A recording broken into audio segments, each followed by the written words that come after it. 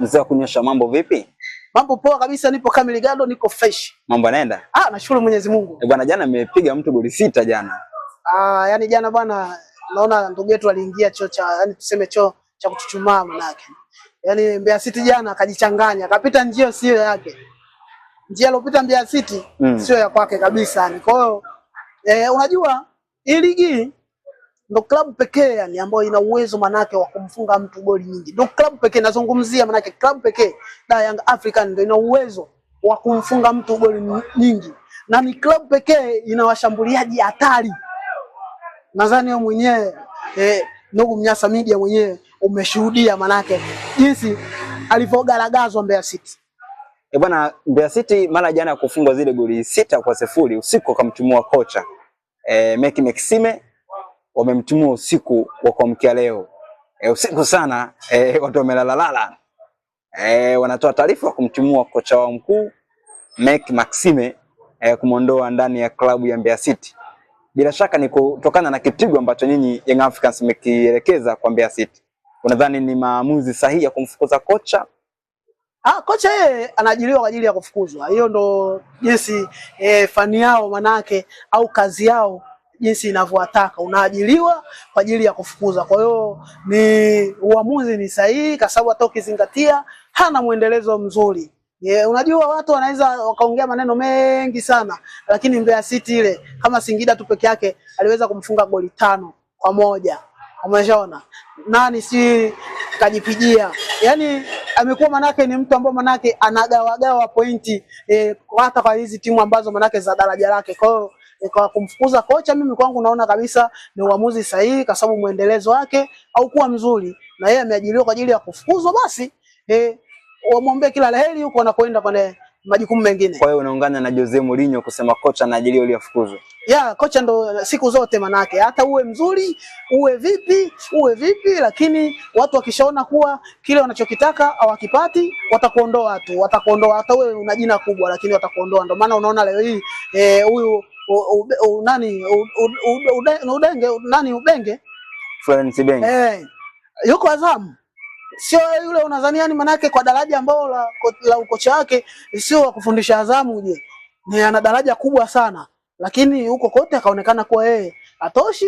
Leo hii yuko Azamu anapambana na Azamu. Na yule mwenyewe naye tunamhesabilia ujue. Maana naye ana siku za kuhesabika pale Azamu. Nakwambia hivyo. Hivi si ndio vilabu vyetu sisi tunajua. Ukishakosa rizati jua kwa wewe manake ni moja kwa moja manake atoe na kufuata ni kufukuzwa tu, hamna njia nyingine. Ila ukiwa unashinda watu watakuimba sana, watu watakusherekea sana, watu watakuimba sana. Bwana, kumekuwa na maneno mengi sana mara baada ya nyinyi Young Africans kupata magoli 6 dhidi ya Mbeya City. Mchambuzi Alex Ngereza anasema kwamba Mbeya City ni kama muuza mechi hivi. Wamefanya biashara. Namna ambavyo walikuwa wanacheza walikuwa hawana morali kabisa kupambana kucheza na nyinyi Young Africans. Ndio maana ameeleza wazi kwamba wamecheza chini ya kiwango na kuzidi hata TMA, timu ambayo inashiriki ligi kuu, iliweza kucheza kwa ubora mkubwa dhidi ya Young Africans. Young Africans kapata bao 1-0, lakini jana kipigo cha goli 6 ambacho kwa mujibu wa yeye Alex Ngereza anaeleza kwamba mechi imeuzwa. Kauli bwana unazungumziaje? Mimi nataka tu nimwambie inawezekana akawa ni mchambuzi lakini uelewa wake ni mdogo sana kwenye mpira na istosha manake anauvunjia heshima mpira. Yeye kwani anafikiri manake klabu ikiwa manake labda championship basi haiwezi kucheza vizuri manake na ikaweza kupata matokeo zidi ya klabu ambayo ilikuwa ligi kuu. Ni kitu ambacho manake nafikiri manake anauvunjia mpira heshima. Wale Mbeya City wamezidiwa uwezo wao ni mdogo na hata ukifuatilia manake matokeo ambao wanaopata kwa mechi zingine kabla hawajakutana na Yanga wamefungwa goli nyingi. Kama una concede manake goli nyingi kwa timu ambazo za kawaida unapocheza na Yanga unategemea manake ni kitu gani manake kwa sababu Yanga kuna watu ambao manake wakipata nafasi manake wanajua namna. Lakini yeye amehoji magoli 6 kwa timu kama Mbeya City ambayo raundi ya kwanza ilitoa sare dhidi ya Young Africans, na ukizingatia ni timu ambayo ipo katika mazingira ya magumu kwa maana ya kupambana kuendelea kusalia ndani ya ligi kuu, kwa maana ipo kwenye ile line ya kucheza playoff, na ukizingatia mchezo huu labda hata kama ungepoteza at least wapoteze kwa mabao machache, sio mabao mengi kiasi hiki, na magoli mengi zaidi takriban magoli 5 yamefungwa kipindi cha kwanza, goli 5 zote kipindi cha kwanza, jambo ambalo kidogo linaleta utata kwa mujibu wa Alex Ngereza. Jambo hili bwana unalizungumziaje? Mimi nataka tu nimuulize tu swali moja tu, swali lepesi sana. Kwani yani Mbeya City ndio wa kwanza kufungwa goli hizo? Washafungwa watu. Nani kafungwa mwingine? JKT kafungwa goli 5. Naye aliuza mechi. Washafungwa watu, yani wengi tu. Ukizungumzia na msimu huko kadhaa huko nyuma huko, mkubwa mwenyewe ni Wakariakoo pale. Kashapambana na iko Kipijo bwana, asiongea hayo mambo. Hayo hizo hoja kwangu mimi naona hazina mashiko. Nani alikula goli Wakariakoo nani huyo? Wakariakoo anajulikana bwana, yule mtani wangu. Nani huyo? Kolo. Kwani Kolo umjui wewe ni nani? Kolo alishakula goli 5. Umeshaona, sio 5 tu, sio yeye peke yake. Azam mwenyewe kashapigwa goli 5. Yanga bani hapa, Yanga ndo anaongoza katika nchi kutoa dozi. Hao wote na maana sio Simba. Babu, fuatilia rekodi. Katika rekodi za nyuma huko sio Simba. Fuatilia basi rekodi. Simba nani kampiga goli nyingi?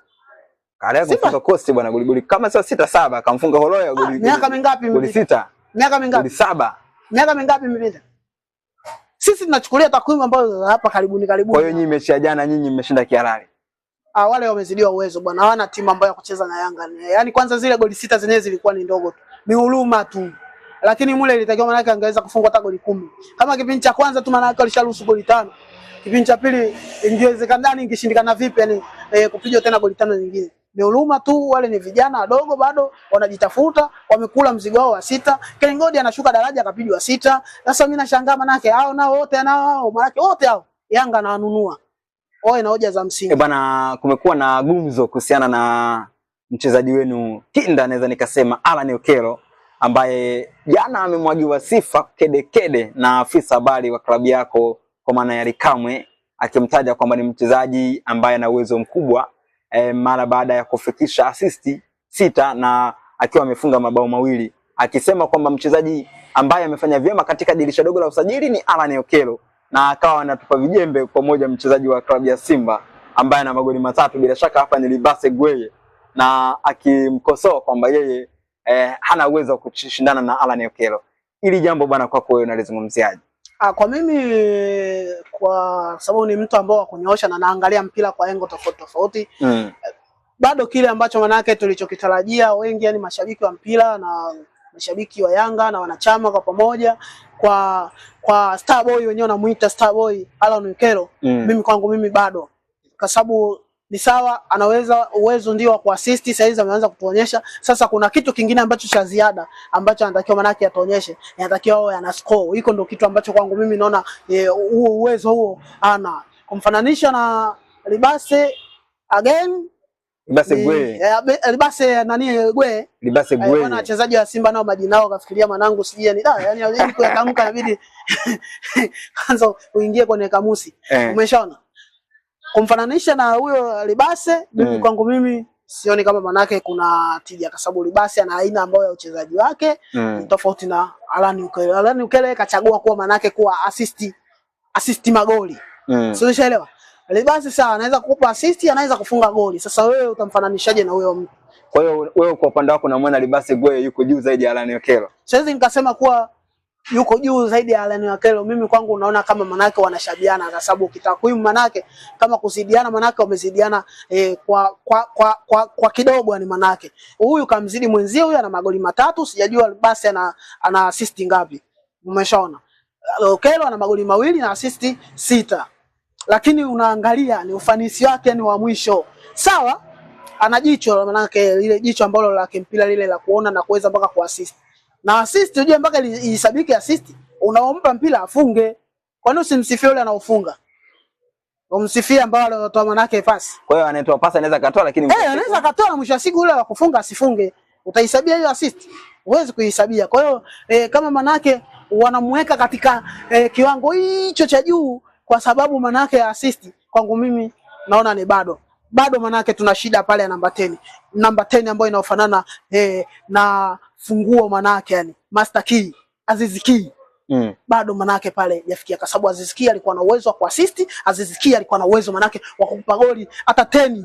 Na mpaka hadi manake kwenye kugombea mpaka kiatu manake alishafika Aziz Ki. Kwa hiyo alichukua tuseme msimu mmoja na yeye kama amechukua kiatu, umeshaona.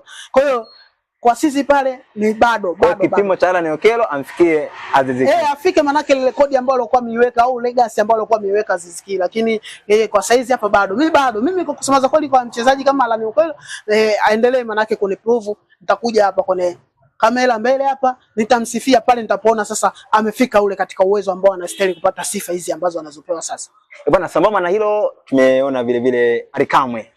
Kumradhi, Ally Kamwe aliweza kumgusa kwa namna moja au nyingine Selemani Mwalimu kwa namna ambavyo yeye ameenda kutizama kandanda katika mchezo huo ambao nyinyi mmeshinda goli 6-0, na mwisho siku mambo yamekuwa hivyo na kumekuwa na maneno kwamba Ally Kamwe akimtaka Selemani Mwalimu kuongeza bidii ili angalau aweze kumuona.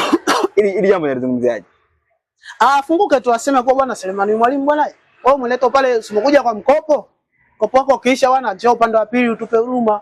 Inawezekana manake bado Yanga manake tunamhitaji manake Selemani Mwalimu, kwa sababu huwezi kumzungumzia mchezaji ambao achezai kwako ukamzungumzia manake aongeze juhudi gani sasa manake unataka aongeze juhudi gani? Maana kama panapohitajika kufunga anapopata nafasi anafunga, umeona unataka aongeze juhudi gani? Yeye aseme tu bwana sisi wewe tunakutaka hilo taongea. Lakini kwangu mimi naona Selemani Mwalimu kwa pale Simba pale atakipata mkataba wa milele, mimi kwangu naona ni sawa, kwa sababu pale ni at least anaweza manake akapata hiyo nafasi ambayo anayoipata sasa hizi, kuliko manake akisema manake aje upande wa pili kwetu anamweka benchi nani anamweka benchi, yani nani atamweka benchi Selemani Mwalimu? Kwa hiyo kwa kusema manake tunamhitaji, labda Ally Kamwe yeye anamhitaji. Unajua unaweza kana na maaba na mchezaji afu usiongee, yani ndio unaongea ile yani kimafumbo yani manake unaelewa sisi tuliosomea Cuba huwa tunaelewaga ni manake. Na Ally Kamwe kama unavyojua ana ushawishi mkubwa kwa viongozi, mchezaji yoyote ule manake yeye kwa jicho lake akiona kuwa anafaa anaweza kumshawishi kiongozi wa Yanga pale Engineer Hersi na akachukuliwa. Kuna wachezaji wengi tu yeye ametumia ushawishi wake wanakuja pale. Kwa hiyo mimi nafikiri labda yeye angefunguka moja kwa moja, lakini sio kumwambia ongeze. Ule ndio uwezo wake Selemani Mwalimu.